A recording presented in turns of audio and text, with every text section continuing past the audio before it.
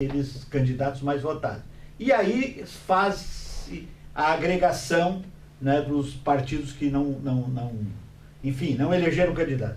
Então, eu acho que agora é muito difícil, né? Agora, convenhamos, né?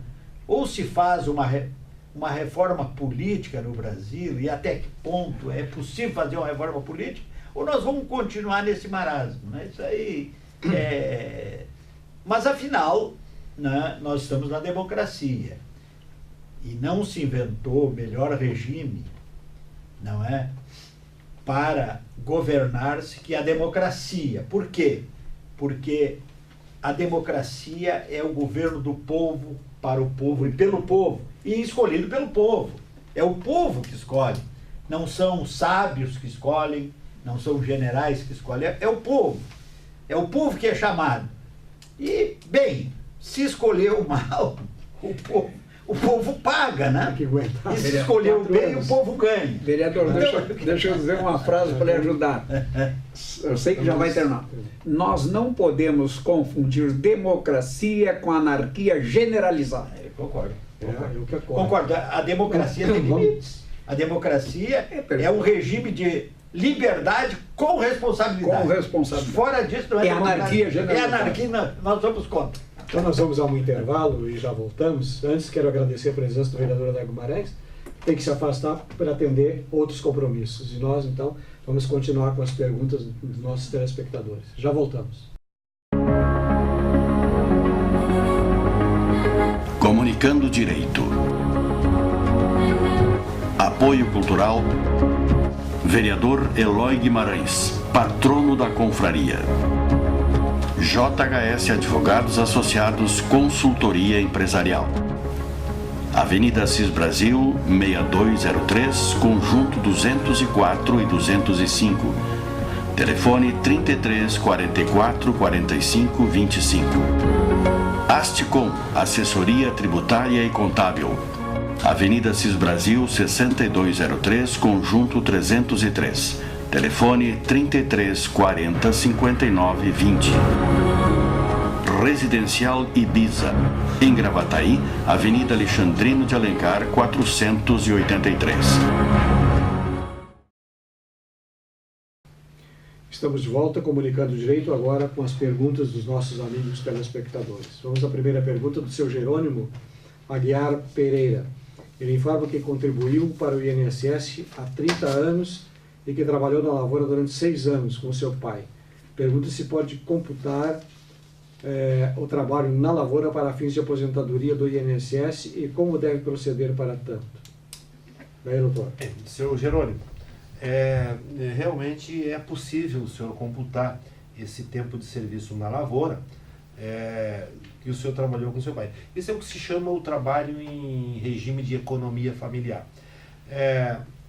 Para que o senhor possa postular o reconhecimento desse trabalho no seu tempo de aposentadoria, o senhor tem que ter um início de prova documental. O senhor não pode, por exemplo, fazer prova apenas através de testemunha de que trabalhou lá na lavoura com seu pai. O senhor tem que ter uma prova documental e serve, por exemplo, a escritura do imóvel rural em nome do seu pai. Uma outra prova documental é a sua inscrição lá no sindicato rural da região.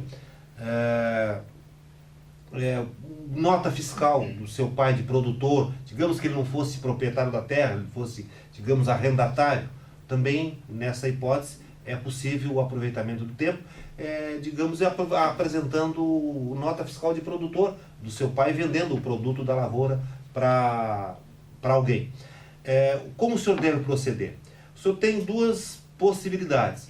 O senhor pode, tendo essa prova documental, esse início de prova documental, o senhor instrui seu pedido, alega que trabalhou no período tal a tal em regime de economia familiar com seu pai, no lugar, no imóvel X, junta esse comprovante, essa prova documental, e pode pedir a justificativa administrativa perante o próprio órgão da Previdência Social.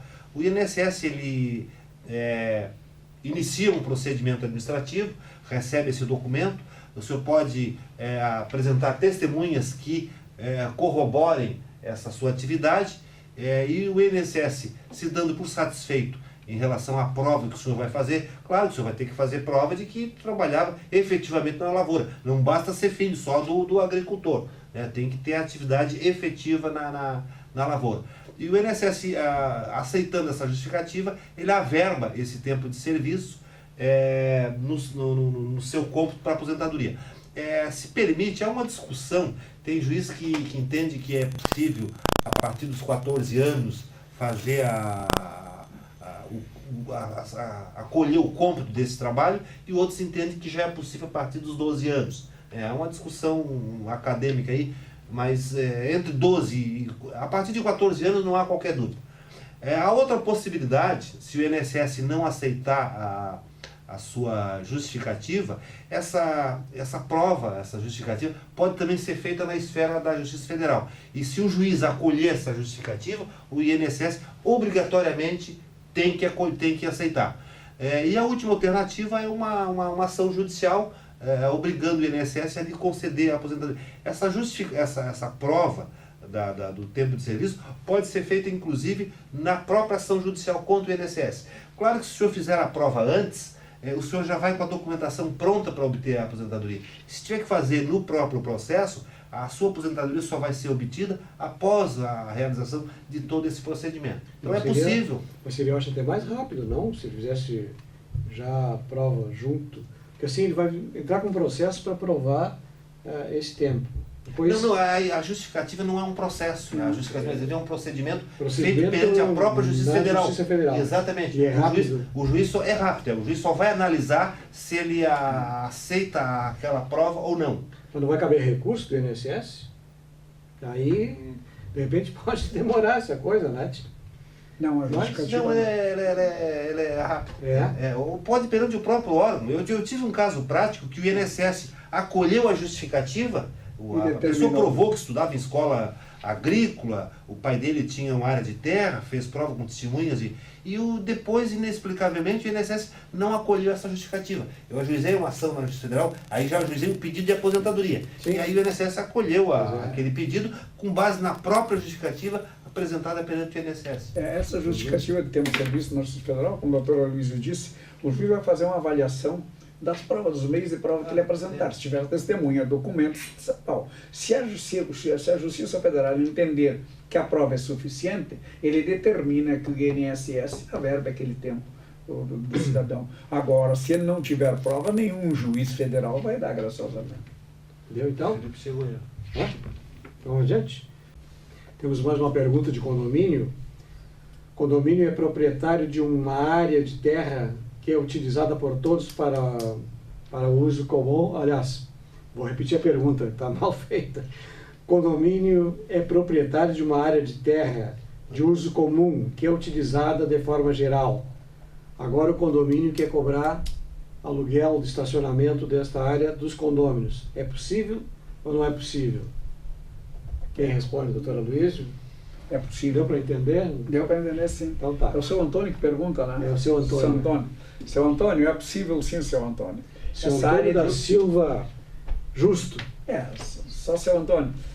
Antônio da Silva Justo. Seu Antônio da Silva Justo.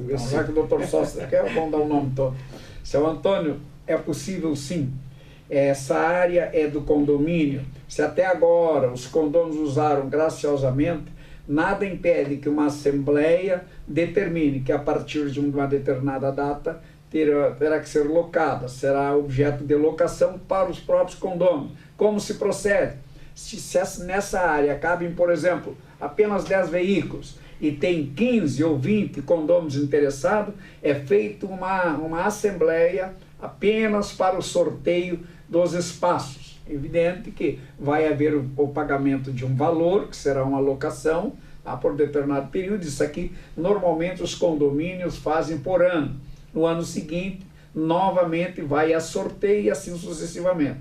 E esse valor arrecadado é do condomínio, para uso nas necessidades. Mas pode sim, o condomínio não é obrigado a deixar graciosamente, porque isso deve estar na convenção do condomínio e deve ser referendado em assembleia. A assembleia, por voto majoritário, poderá determinar sim que sejam transformados em box, essa área, aliás, em espaço de estacionamento, desculpe, não box, espaço de estacionamento, já que ela é uma área aberta, né? Espaço de estacionamento, e aí, se tiver um número maior de condôminos pretendente ao número de box, então será feito um sorteio. Pode ser na primeira assembleia, ou então, depois que aprovado, designar uma nova assembleia exatamente para isso. Fixar o valor do aluguel, o quanto a ser pago a título de aluguel, e normalmente essa locação é por um ano.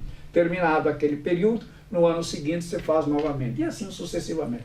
Doutor Luiz, concorda?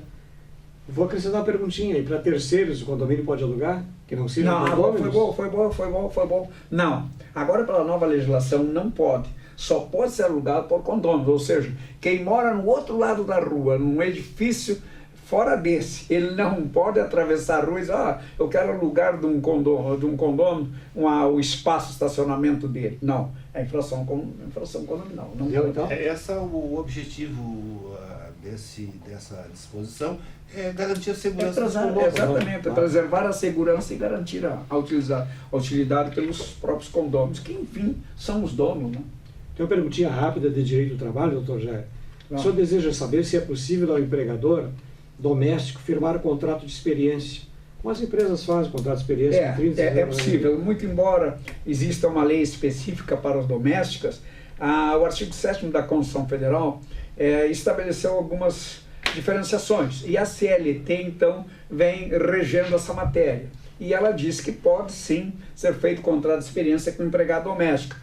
Permanece mais ou menos aquilo ali, o contrato não pode ultrapassar os 90 dias, no máximo é até 90 dias, não vai 91 nem 92, é até 90 dias, e ele pode ser, digamos assim, renovado apenas uma vez, ou seja, faz por 45 e mais 45, ou então faz 2 vezes de 30, mas aí encerra no segundo período. Pode sim. Agora, a CLT, Consolidação da Lei de Trabalho, está legislando sobre esse assunto.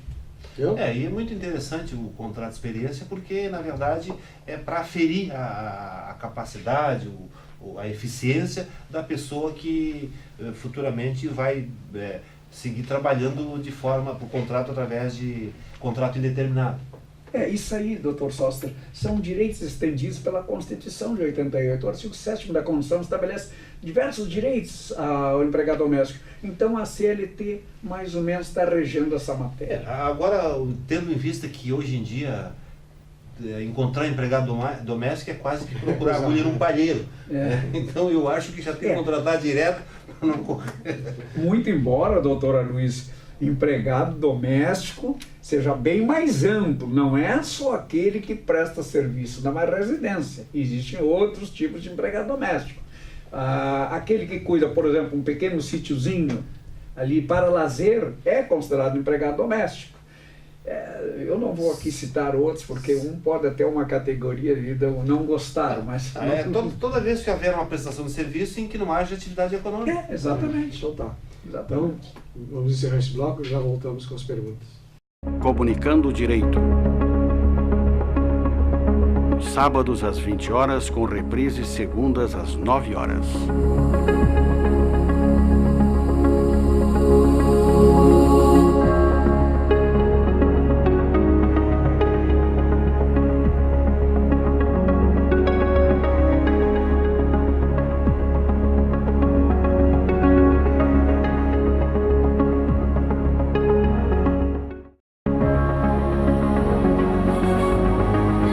Comunicando Direito. Apoio Cultural. Vereador Eloy Guimarães, patrono da confraria. JHS Advogados Associados Consultoria Empresarial. Avenida Assis Brasil, 6203, Conjunto 204 e 205. Telefone 33 44 45 25. Asticom, Assessoria Tributária e Contábil. Avenida Assis Brasil, 6203, Conjunto 303. Telefone 33 40 59 20. Residencial Ibiza, em Gravataí, Avenida Alexandrino de Alencar, 483. Estamos de volta comunicando o direito com a presença do Dr. Jairo Hamilton dos Santos, à minha esquerda, e Dr. Aloysio Martins, à minha direita. Lembrando sempre que o nosso programa vai ao ar sábado às 20 horas e é reprisado segunda-feira às 9 horas e quinta-feira às 13 horas. Ainda mais, se você não tem net, assista pela internet www.poatv.net. Vamos a mais uma perguntinha? O telespectador não identificado informa que a sua declaração de renda pessoa física está retida na malha fina da Receita Federal em virtude de que o seu empregador informou ao fisco valores a maior do que aquele recebido. Pergunta o que pode ser feito para solucionar o problema. Está muito comum isso aí, eu tenho outros casos, inclusive, que eu vou acrescentar com relação a essa malha fina. Qualquer coisinha agora é malha fina. Cuidado. Esse problema, ele realmente é muito comum. A pessoa recebe um valor e informa o fisco que recebeu aquela quantia. E, seja lá por que motivo, o empregador apresenta a informação para a Receita, que é o sistema tal de DIRF, valores diferentes daquele. Quando isso ocorre, a Receita Federal ela faz o cruzamento entre a declaração do contribuinte e aquela do empregador. E constatando assim uma diversidade de valores, a declaração fica efetivamente retida na malha fina e a pessoa pode ser autuada, feito um auto-lançamento e pode até ter que pagar um imposto suplementar. Para resolver o problema, a questão primeira é saber se efetivamente a empresa informou o valor superior ao que o senhor recebeu. Esse é o primeiro aspecto. A empresa pode ter fornecido o valor correto e o senhor é que se equivocou na sua declaração. Bom, se efetivamente o senhor recebeu aquele valor e o equívoco é da empresa, o senhor pode procurar ela e pedir para ela fazer uma retificação junto ao fisco, dizendo que o valor não era aquele informado e faz a retificação. Fazendo a retificação, a sua declaração ela vai sair da malha fina. A outra possibilidade, se o senhor não obtiver êxito junto ao seu empregador, o senhor pode ajuizar uma ação judicial contra essa empresa, postulando inclusive dano material e dano moral em função desse evento. O que ocorre é que a empresa tem a obrigação de, além da DIRF, evidentemente, de fazer o recolhimento do imposto. Mas ocorre que muitas vezes o sujeito entra na malha fina simplesmente porque o fisco não recebeu. E se você tem certeza de que a sua declaração está correta, o pagamento é questão entre fisco e empresa. Você não tem nada a ver com esta obrigação. Além do mais, como disse o Dr. Aloysio, o importante é que o contribuinte declare exatamente o que o empregador, ou melhor, o que o pagador informou a você na pessoa física. Porque toda pessoa jurídica, quando faz um pagamento, seja de aluguel, de honorários, de salário, sempre há a informação ao fisco, para que haja o cruzamento das informações. Se você recebeu, você, pessoa física, recebeu da fonte pagadora o comprovante de que recebeu aquele valor e que foi descontado aquele X de imposto, sua obrigação se esgota ali. O senhor vai fazer prova junto ao fisco de que a fonte pagadora informou aquele X de recebimento e aquele X de imposto pago.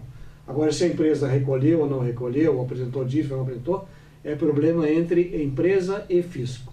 Feita a... Concorda, doutor? O único problema é que o fisco, quando o empregador não faz essa informação, ele pune o mais fraco, ele pune o mais fraco. Aí, nesse caso, cabe uma ação judicial contra o fisco. Cai na malha, justamente por isso cabe também o dano